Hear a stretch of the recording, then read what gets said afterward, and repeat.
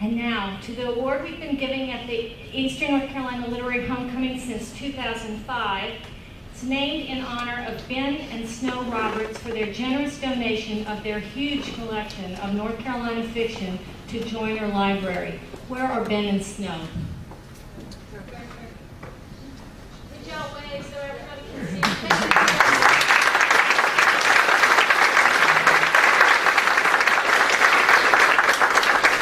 Go to the North Carolina collection where the Roberts Award is, and the Roberts collection is, and you'll enjoy that.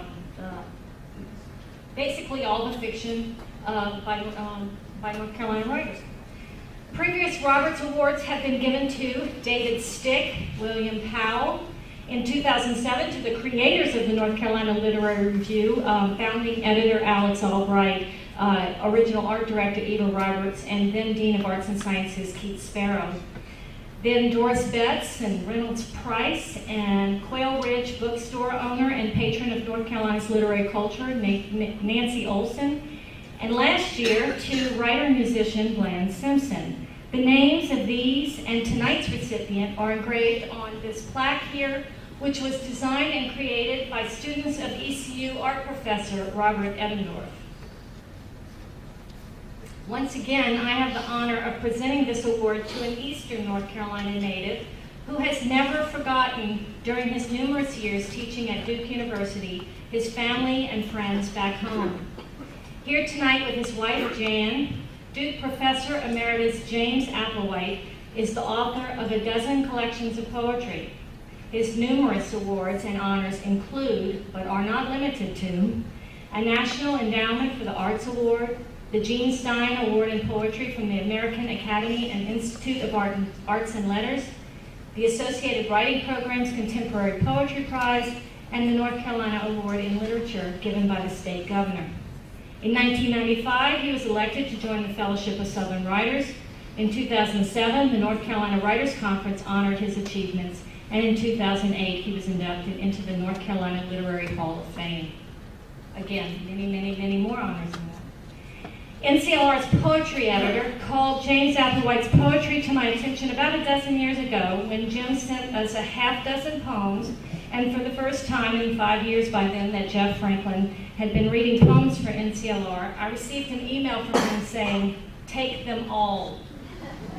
So now I will let NCLR poetry editor Jeffrey Franklin, a poet himself, author of the collection For the Lost Boys, as well as numerous poems in literary magazines, express for himself his appreciation of the poetry of James Applewhite. Jeff, who started the tenure track here at ECU the same year I did, but then left for the University of Colorado, is a professor of Victorian literature, the author of 2 scholarly monographs published with university presses, and now Associate Dean of Students at UC Denver. He could not, after all, with all that he has to do, come home for a visit as we'd hoped, but he recorded and sent us these remarks. My name is Jeff Franklin. I am a native Tennessean, and I spent 4 years in Chapel Hill and sometime later 4 more years in Greenville, North Carolina as an English professor at ECU. North Carolina is part of who I am. Now I'm an expatriate Southerner living in Colorado, but for going on 15 years now, I've had the privilege of serving as the poetry editor of NCLR.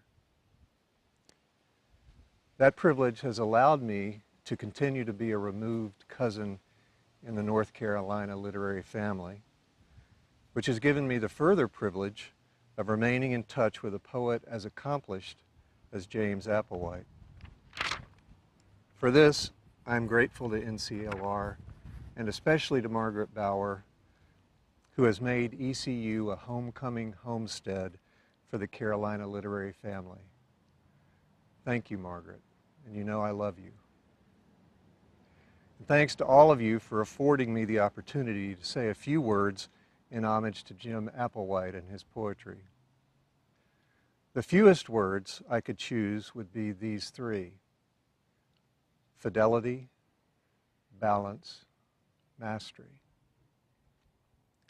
Jim's poetry has maintained fidelity to the themes, places, people, and reflections that have haunted his work from the very beginning, though of course he has taken on other themes along the way.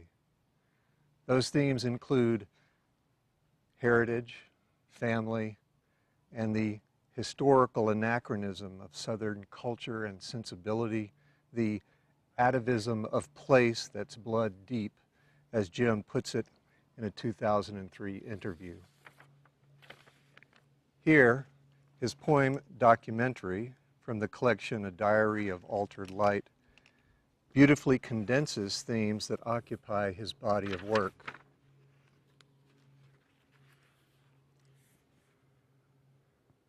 We suffered a Sunday light, so ideal we could not act within it, only exist as a tribute to its history, only feel a judgment glare persist through seasons of mules and tobacco leaves, Thanksgiving parlors, black men harvesting in chiaroscuro, perspective that deceives, unfathomed by remembering. And Jim's obsessions also include the most far-reaching questions, nothing less than our place in the cosmos, the physics of time and space, the nature of human desire, the very function of language itself, the sanctity of living life day to day as a human being on this planet, and more recently, the approach of death. Here he writes in his short poem, A Sad Heart at the Supermarket, also from A Diary of Altered Light.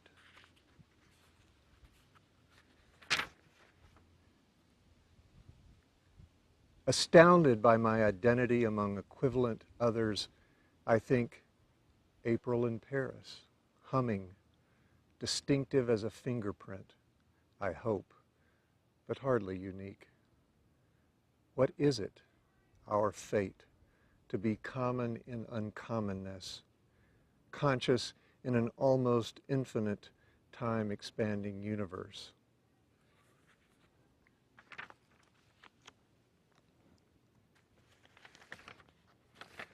Obsessions such as these are necessary to sustain the true artist. Of course, Jim's poetry also has kept lifelong faith to North Carolina, Eastern North Carolina in particular. If there ever was or ever will be a poetry of the place where you are now, it is James Applewhite's poetry. My recommendation is to cherish it. Here's a passage from Some Words for Fall from his selected poems.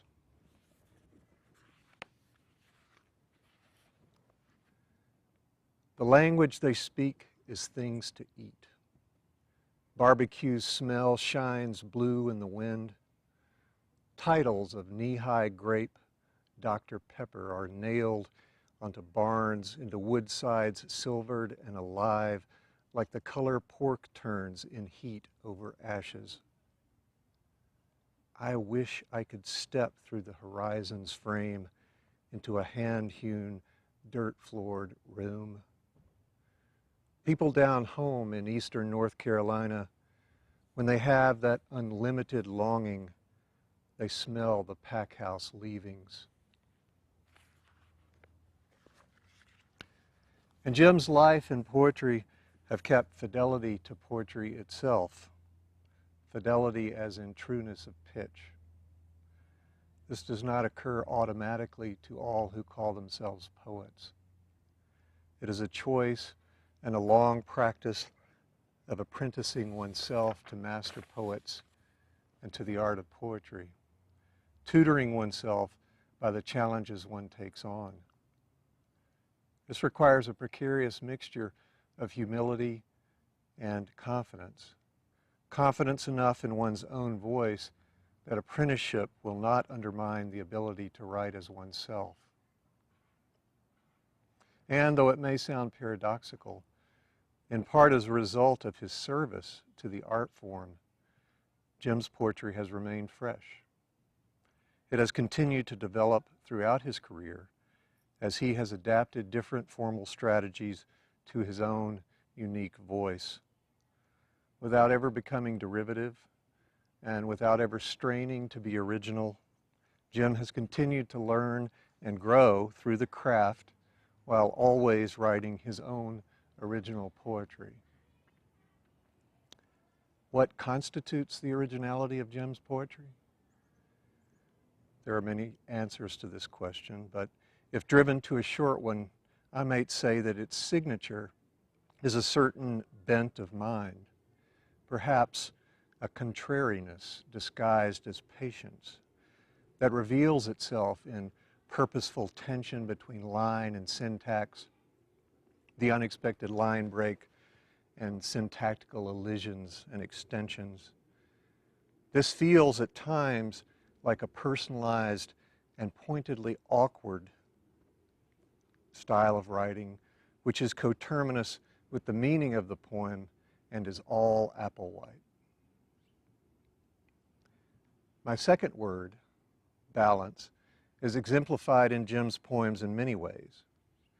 His poetry balances the visual and the oral, an exquisite attention to physical detail and image, with an ear for the sound of words chiming off of one another. Listen to this lovely little poem, which is so muted and unassuming that one might miss all that it is doing. Let's see. Nope. Pine Grove and Railroad. Picking up speed almost silently, a freight through the forest slices with immense weight, where light holds particulate gold in solution. Sun grains vibrate, time held in panes of the windows between pines. Honeysuckle keeps the sense of me first come to this sun's home. Crow call is splendid, diminishing. Nothing has ended.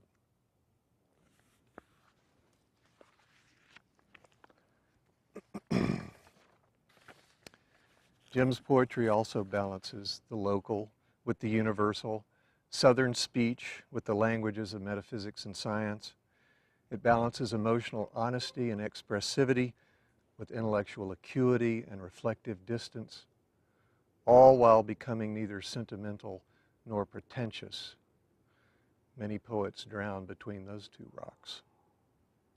And as I have suggested, his poetry works, or perhaps plays, the balance between vers libre and the formal traditions of English poetry. Though I could keep going, I only will add that Jim's poetry balances, miraculously it seems to me, the elegiac with the celebratory, a sense of what has been lost and of historical failures, with a genuine openness in the moment to gratitude and something akin to praise.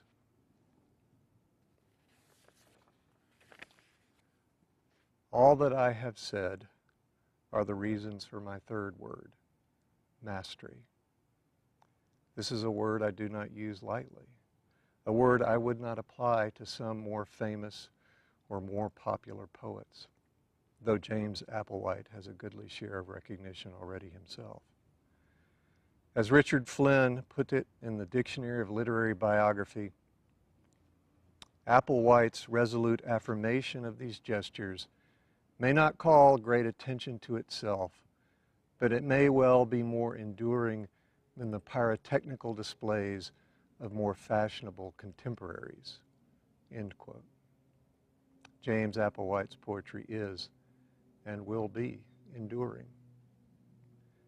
Jim, in gratitude for your work, for your example, for your generosity, I do what I have learned as a practicing Buddhist the pupil rightly does to the master.